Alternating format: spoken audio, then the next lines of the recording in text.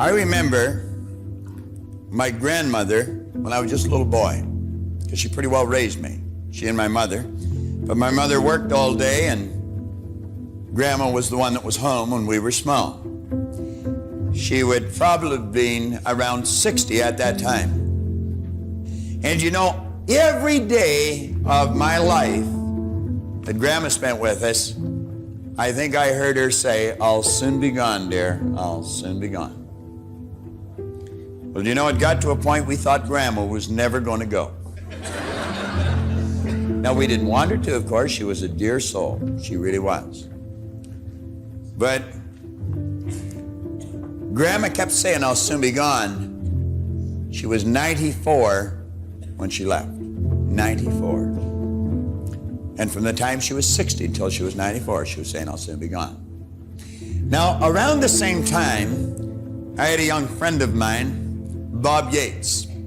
Bob and I went everywhere. We did everything together. We were, as the saying goes, as thick as thieves. And Bob was 2 or 3 months older than I was, I guess. He got his driver's license 2 or 3 months ahead of me.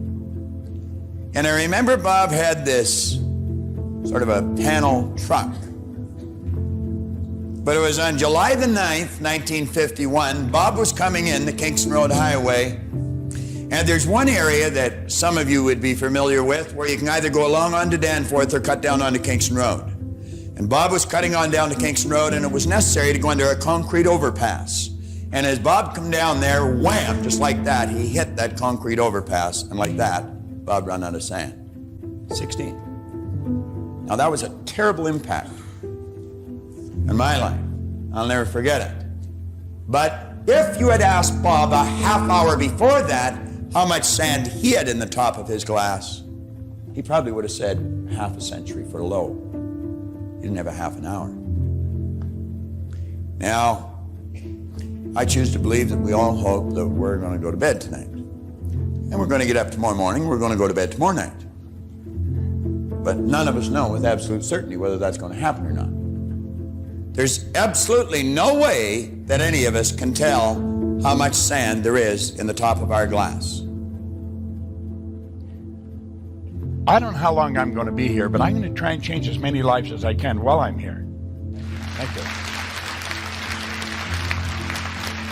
Thank you.